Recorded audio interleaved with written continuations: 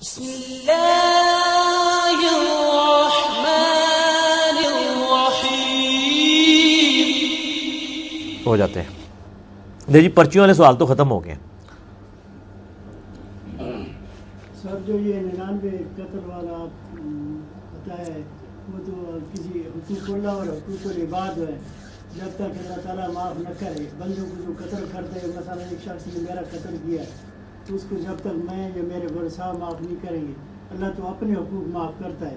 پھر وہ کہ ہاں جی میں بتاتا ہوں. یہ 99 قتل والے معاملے میں بھی یہ جو انہوں نے ہائی لائٹ کیا کہ جی وہ تو حقوق العباد کا معاملہ تھا، اللہ تعالیٰ نے کیسے معاف کر دیا.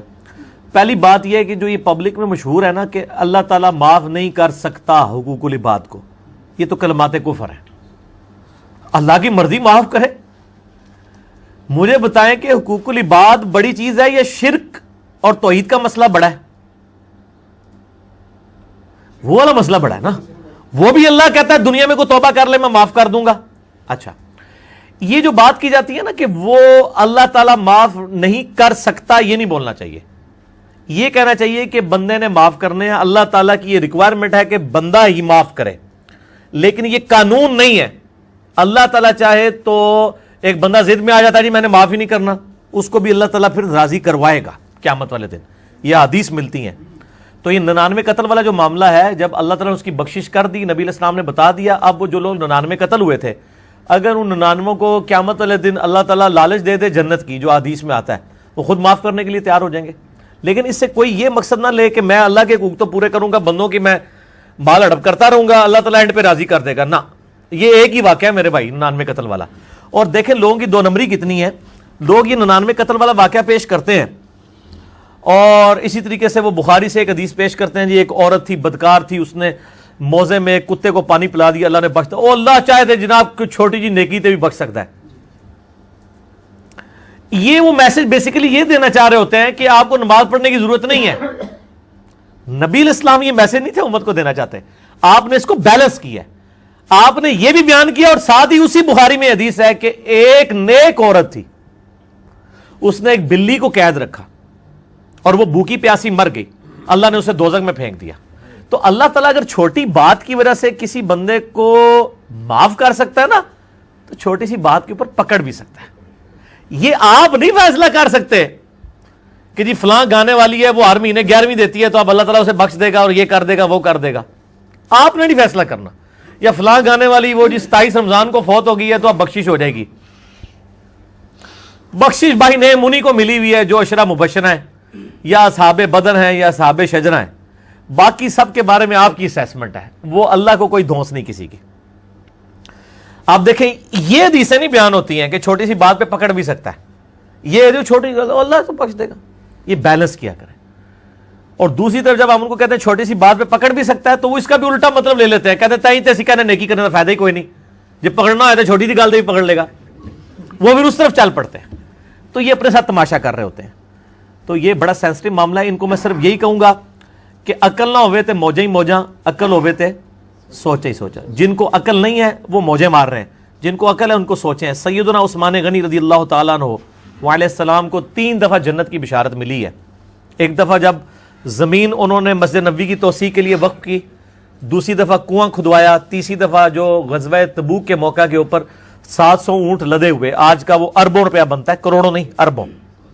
ٹھیک ہے، اللہ کی راہ میں خیرات کیے. اس کے بعد تو نبی علیہ السلام فرمایا عثمان جنتی ہے اب جو مرضی کرے. تو عثمان نے کیا پھر نیکیاں کرنی چھوڑ دی تھی؟ جامعہ ترمذی کھول کے دیکھیں، سیدنا عثمان کے بارے میں جامعہ ترمذی میں آتا ہے کہ جب وہ کسی بھی قبر پہ کھڑے ہوتے تھے تو اتنا روتے تھے کہ آنسوؤں سے داڑھی تر ہو جاتی تھی. تو لوگ پوچھتے تھے آپ کو تو جنت کی بشارت ملی ہوئی ہے. انہوں نے کہا میں نے نبی علیہ السلام سے یہ بھی سن رکھا ہے کہ قبر آخرت کی منزلوں میں سے پہلی منزل ہے، جو یہاں پہ پھنس گیا اس کی اگلی منزلیں اور مشکل ہو جائیں گی، اور جو ادھر سے نکل گیا اس کی منزلیں اگلی آسان ہو جائیں گی. تو میں آخرت کے معاملے میں اللہ سے ڈرتا ہوں. میں اس پہ کہتا ہوں واقعی جنت کی گارنٹی انہی کو دی جاتی ہے جنہوں نے بعد میں اس کا نجائز فائدہ نہ اٹھانا ہو. سانو لب جائے ایسی کتنے قابو آنے ہیں کسی دے. گارنٹی بھی انہی کو ملی ہے جن کے بارے میں اللہ کو پتا تھا کہ یہ گارنٹی لے کے بھی ادھر ادھر نہیں ہوں گے. ٹھیک ہے، ورنہ تو ہر بندے کو کہا جاتا نا، ایک مجلس میں 10 بندوں کو تو نہ کہا جاتا ابو بکر فی الجنہ، عمر فی الجنہ، عثمان فی الجنہ، علی فی الجنہ، طلحہ فی الجنہ. زبیر فی الجنہ، عبد الرحمن بن عوف فی الجنہ، سعد ابن ابی وقاص فی الجنہ، ابو عبیدہ ابن جرح فی الجنہ، اور سعید ابن زید رضی اللہ عنہم اجمعین وعلیہم السلام اجمعین. تو یہ گارنٹی تو نا ان کو ملتی، انہی کو ملی ہے جن کے بارے میں کانفیڈنٹ اللہ اور اس کے محبوب صلی اللہ علیہ وآلہ وسلم کہ یہ اس کا کوئی ناجائز فائدہ نہیں اٹھائیں گے. کیا مذہب کا لفظ اور اس کا کانسیپٹ اسلام میں بدعت ہے؟ اگر نہیں ہے تو اس کا اوریجن کیا ہے؟ یہ میں بتا چکا ہوں نا، بدعت کوئی نہیں ہے. یہ جو ہے نا وہ ایک سمجھانے کے لیے ٹرمز ڈیوائز کی گئی ہیں. اس کی بنیاد پہ فرقہ واری اتنا کی جائے. اسکول آف تھاٹ ہو سکتا ہے کسی کو ایک بات سمجھنے میں سمجھتا ہے کہ میں اس معاملے میں اس چیز سے ایگری کرتا ہوں، ایک کے ساتھ پکے نہ لگ جائیں، ایک فرقہ نہ بنا لیں. مذہب اسکول آف تھاٹ کے طور پہ تو ٹھیک ہے کہ جی میں یعنی اگر جس طرح امام نووی لکھتے ہیں کہ ہم اگر اپنے ساتھ شافعی لکھ رہے ہیں، اس کا یہ مطلب نہیں ہے کہ ہم امام شافعی کے مقلد ہیں، بلکہ ہم اس لیے شافعی لکھتے ہیں کہ امام شافعی جو اصول احادیث کو جس طریقے سے سمجھتے تھے ہم اس میں ان کے ساتھ ایگری کرتے ہیں. ہم ان کے مقلد نہیں ہیں. اگر وہ کسی معاملے میں غلط ہیں تو ہم ان کو سپورٹ نہیں کریں گے حدیث کی بنیاد کے اوپر. تو مذہب میں نے پہلے بھی بتایا نا، راستے کو اور ایک خاص اسکول آف تھاٹ کو اڈاپٹ کرنے کو کہتے ہیں. تو وہ مذاہب حنفی، شافعی، مالکی، حنبلی، اہل حدیث یہ سارے موجود ہیں. اس میں جو صحیح چیز ہے وہ لے لی جائے اور جو غلط چیز ہے وہ چھوڑ دی جائے. تو یہ ٹرمز ڈیوائز کی جا سکتی ہیں. تراویح کا لفظ کسی حدیث میں نہیں آیا، قیام اللیل آیا، لیکن صحیح بخاری میں امام بخاری نے باب باندھا ہے تراویح کے اوپر. تو یہ ٹرم ہے سمجھانے کے لیے. سنت مؤکدہ، یہ لفظ ہے مؤکدہ، جس کی تاکید کی جائے، مؤکدہ. ٹھیک ہے جی، مؤکدہ، مؤکدہ کہتے ہیں تاکید شدہ. تو حدیث میں تو دو ہی نمازیں آئی ہیں، فرض اور نفل. جن کو آپ سنت مؤکدہ کہہ رہے ہیں نا، یہ نفلی نمازیں ہیں نبی علیہ السلام کی. اس لیے جماعت المسلمین والوں نے ایک مصیبت کھڑی کی، ان کا جی آپ اس کو سنت نہیں نفل بولا کریں. کوئی فرق نہیں ہوتا. آپ ٹرم تو ڈیوائز کی ہوئی ہے نا، اس سے تو کوئی فرق نہیں پڑتا. ٹرم ڈیوائز کرنا کوئی مسئلہ نہیں ہے، ورنہ تو بخاری مسلم سب سے بڑی بدعتیں ہو جائیں نعوذ باللہ. تو یہ ٹرمز اسلام میں اچھے طریقے ہیں جس سے اصلی دین متاثر نہیں ہوتا. مینیجریل ایشوز، اس پہ مسئلہ نمبر 75A اور B میرا بدعت پہ 5 گھنٹے میں نے بدعت کے مسئلے کو ایڈریس کیا ہے. بریلوی دیوبندی ایک ایکسٹریم پہ ہے، اہل حدیث دوسری ایکسٹریم کے اوپر ہے. ٹھیک ہوگا جی. تو اس حوالے سے میں نے یہ کلیئر کر دیا.